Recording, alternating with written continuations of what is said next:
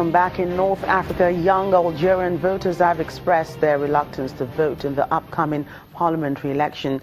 With about 70% of Algerians under the age of 30, President Abdelaziz Bouteflika, who has been in power since 1999, is the only leader many have known. The National Assembly is also widely seen as a rubber-stamp legislature, unwilling and unable to offer any real change. Algeria's socialist political party, National Liberation Front, which has dominated the country since its independence from France in 1962, and the pro-government National Rally for Democracy are widely expected to win the election against a weak, divided opposition that includes leftists and Islamists. Côte d'Ivoire's President Alassane Ouattara has urged cocoa farmers in the country to raise production and, most importantly, quality. This comes as a 40% fall in global cocoa prices this season has hurt the nation's economy and its budget. Crops in Côte d'Ivoire, the world's top producer, and other countries have sent prices tumbling this season. Côte d'Ivoire has slashed its 2017 budget due to the lower prices, but the country's production could reach a record 2 million tons this season. President Alassane Ouattara also asked civil servants to avoid taking strike action to promote wage claims while the government studies the issue. Civil servants staged a strike in January that lasted more than 3 weeks over salary arrears. I was saddened by those protests because it showed a lack of appreciation from our daily actions from those who were protesting.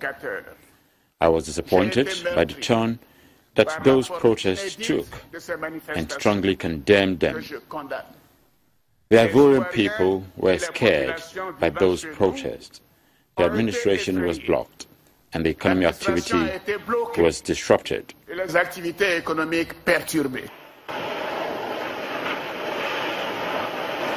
In March, Côte d'Ivoire slashed the price it guarantees farmers, which was fixed at 1,100 CFA francs at the start of the current season in October. However, futures prices on markets in London and New York have since plummeted following bumper crops in most of the world's cocoa producers.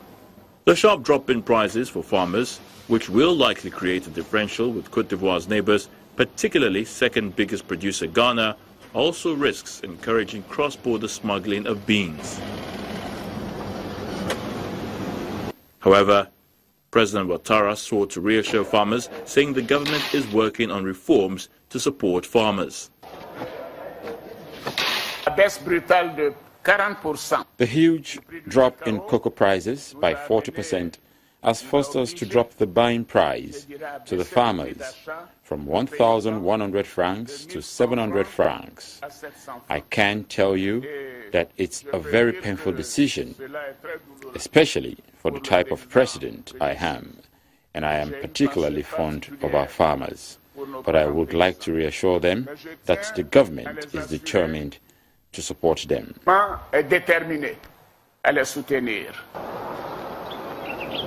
Côte d'Ivoire's budget is also under pressure following payouts to disgruntled soldiers who took to the streets in protest several times this year. The protests represent a serious political issue, given that the country emerged in 2011 from a decade-long political crisis and civil war, and has since become Africa's fastest-growing economy. In the world of sports, African players have been urged by anti-racism organization Kick It Out to boycott this weekend's matches in Italy unless authorities withdraw the one-match ban imposed on Solly Muntari. Muntari, who plays for Pescara, was booked for dissent after complaining of racial abuse from the crowd and walking off the field during Sunday's 1-0 Serie A defeat to Cagliari. Despite Footballers Union FIFPro calling for the yellow cards to be rescinded because of the exceptional circumstances, Serie A's sporting judge decided his punishment must stand. Independent trustee of Kick It Out, Garth Crooks, says black players must act if Muntari's ban is not lifted. Finally on the program, the 2017 Rugby Africa Regional Challenge is kicked off at Ghana's Accra Sports Stadium in a triangular tournament that will see the winners advance their chances of qualifying for the 2019 Rugby World Cup.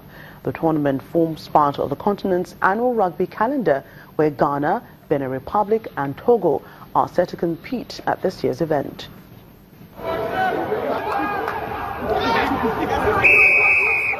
Ghana's Eagles played against Benin Squirrels in the first match, which began on a high note with both teams scoring tries 8 minutes into the game. But eventually it was the Eagles who prevailed, thrashing the Squirrels 46-5 in the first match of the tournament, Group West 1 category. Though football remains the most popular sport by far on the continent, rugby is receiving growing attention and organizers are trying to boost the sport in Africa.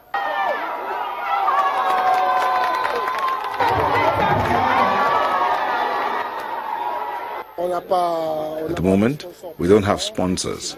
Our main source of resources is from the government. So we are trying to look for sponsors because rugby is not developed. It's not by losing a match that we will get sponsors. So we try and win more matches to attract more people to watch rugby. Organizers say it's been difficult to host the tournament with limited funding and little government support. The union was forced to launch a campaign dubbed Challenge Tournament Challenge and partnered with various sponsors to meet costs. As a country, we haven't evolved to the point of planning what is required for everybody. We plan for football and then we plan for nothing else. So all minority sports receive nothing.